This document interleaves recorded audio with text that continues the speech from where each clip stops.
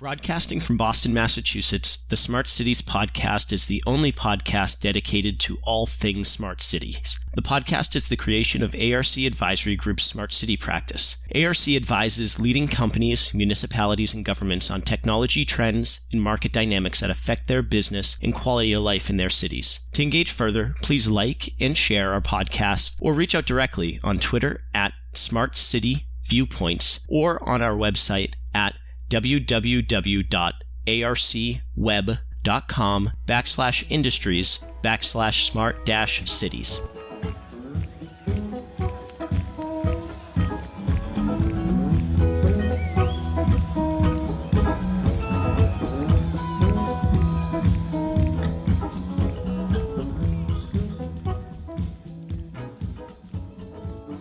Welcome to the Smart Cities podcast by ARC Advisory Group.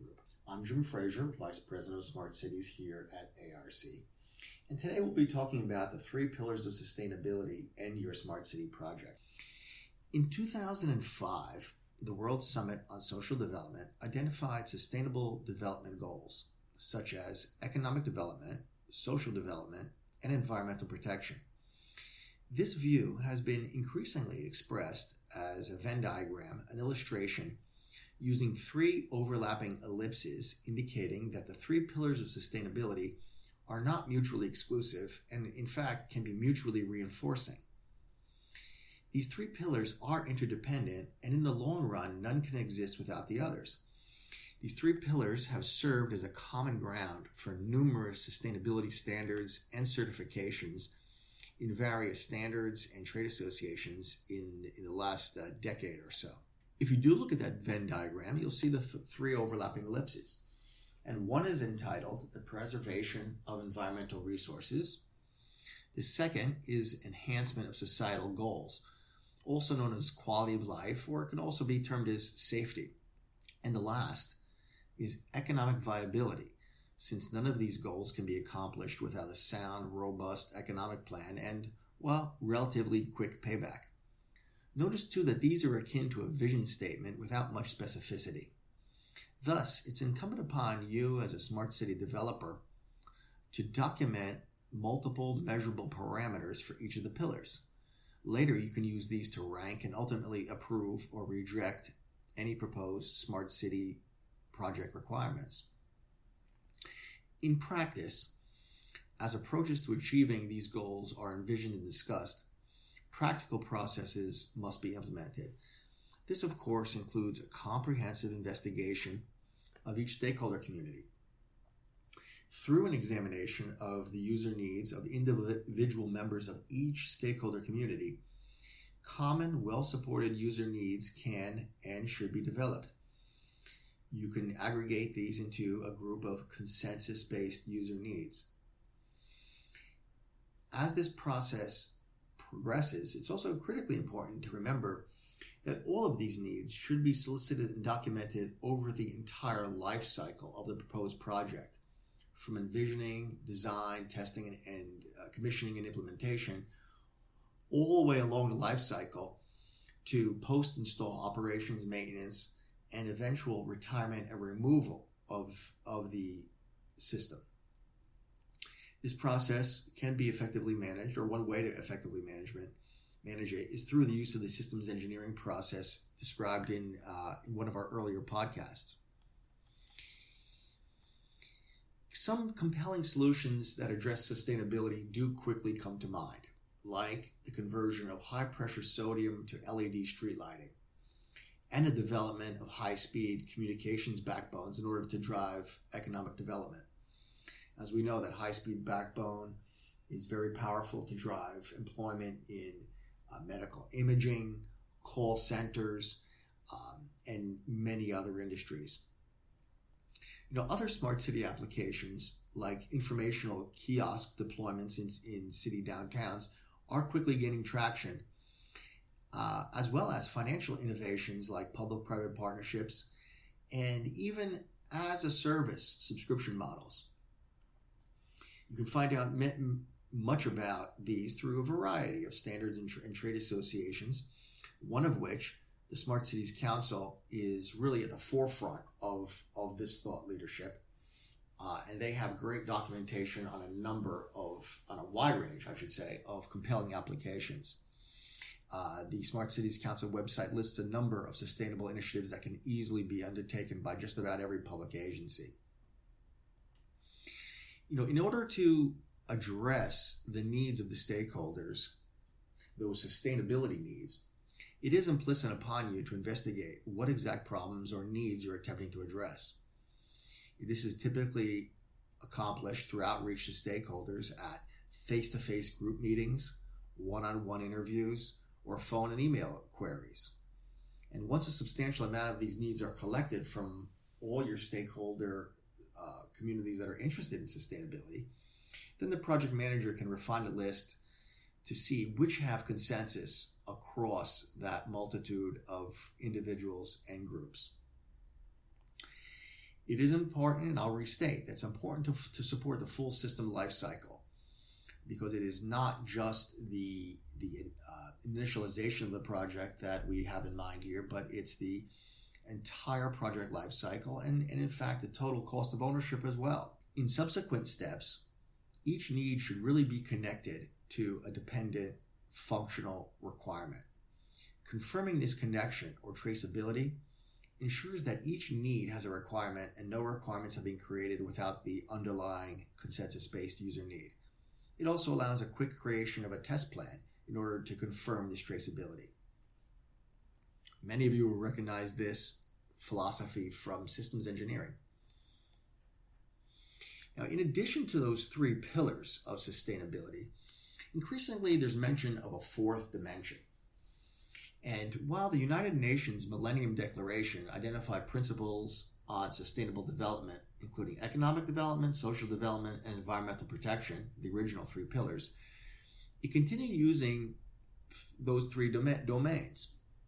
However, more recently, the Circles of Sustainability approach distinguished four domains, which are the original three of economic, ecological, but now they include cultural sustainability.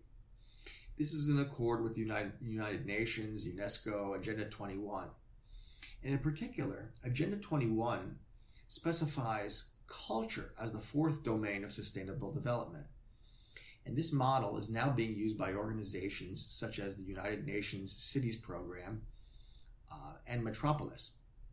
In the case of the Metropolis Program, this approach does not mean adding a fourth domain of culture to the dominant triple bottom line figure of the economy, environment, and social issues.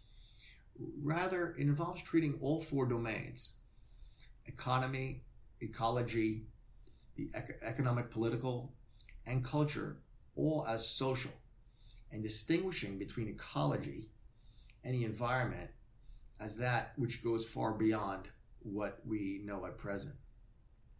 So culture is increasingly becoming arguably not necessarily a fourth pillar, but an important one to be considered. Now, there are other models of sustainability, and another model suggests that humans, in their attempt to achieve all the needs and aspirations, really come across seven modalities. That's the economy, community, their occupational groups, government, environment, culture, and physiology, or human health.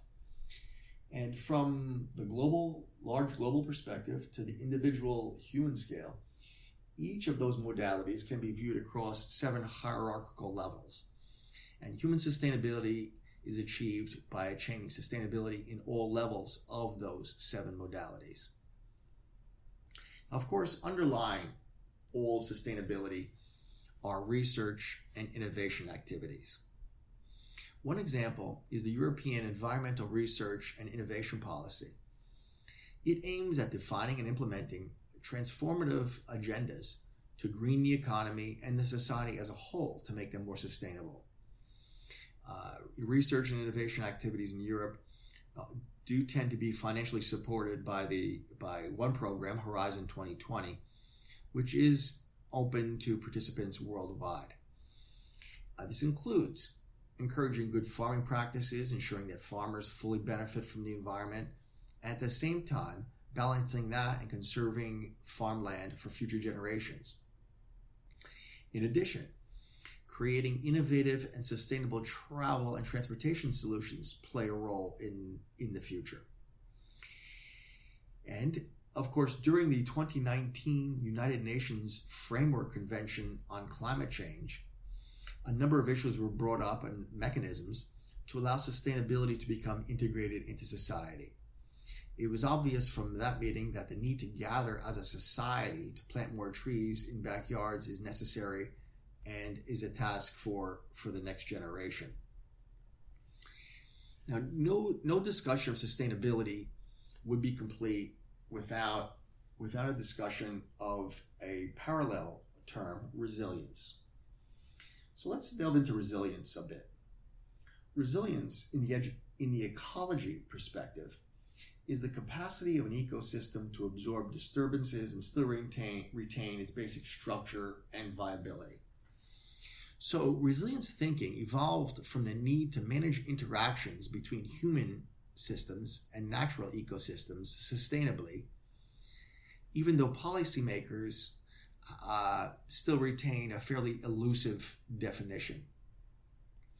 Resilience thinking addresses how much Earth-based ecological systems can withstand assault from human impacts and still deliver current and future generations the needs that they require. It's also concerned, resilience is, with commitment from policymakers to promote and manage essential ecological resources worldwide to promote resilience and achieve sustainability of these essential resources for the benefit of people now and in future generations. So the resiliency of an ecosystem and thereby its sustainability can be reasonably measured at events where the combination of naturally occurring forces like solar energy, water, soil, interact with the energy released into the ecosystem from disturbances. A practical view of sustainability is a closed system that maintains processes of productivity by replacing resources used by people with resources of equal or greater value by those same people without degrading or endangering natural systems. In this way, sustainability can be concretely measured in human projects if there truly is a transparent cost accounting of the resources put back into the ecosystem to replace those that were removed. In nature, of course, this accounting occurs naturally through a process of adaptation as an ecosystem returns to viability and stability from external disturbances. The adaptation is a multi-stage process that begins with, the disturbance event, followed by absorption, utilization, and deflection and regeneration. In analyzing systems such as urban and national parks, as well as hydroelectric dams, farms, water catchments, one way to look at that relationship between sustainability and resiliency is to view the former with a long-term vision and resiliency as the capacity of human engineers to respond to immediate environmental events. So let's review that. Sustainability is to view the three pillars and arguably some of the other supporting pillars over a long-term life cycle. And resiliency is the ability to overcome shocks to the system. Think of Hurricane Sandy in the New York and tri-state area a few years ago, or other one-time impacts. So this has been just a brief discussion of the three pillars of sustainability, some of the other models of sustainability, a number of the other supporting factors of sustainability, as well as a relationship between resilience and sustainability. So I hope you've enjoyed this brief look at sustainability and resiliency by ARC Advisory Group, and we look forward to seeing you on future podcasts. Thank you very much. Take care. Bye-bye. Broadcasting from Boston, Massachusetts, the Smart Cities podcast is the only podcast dedicated to all things smart cities. The podcast is the creation of ARC Advisory Group's Smart City practice. ARC advises leading companies, municipalities, and governments on technology trends and market dynamics that affect their business and quality of life in their cities. To engage further, please like and share our podcast or reach out directly on Twitter at Smart City Viewpoints or on our website at www.arcweb.com/industries/smart-cities.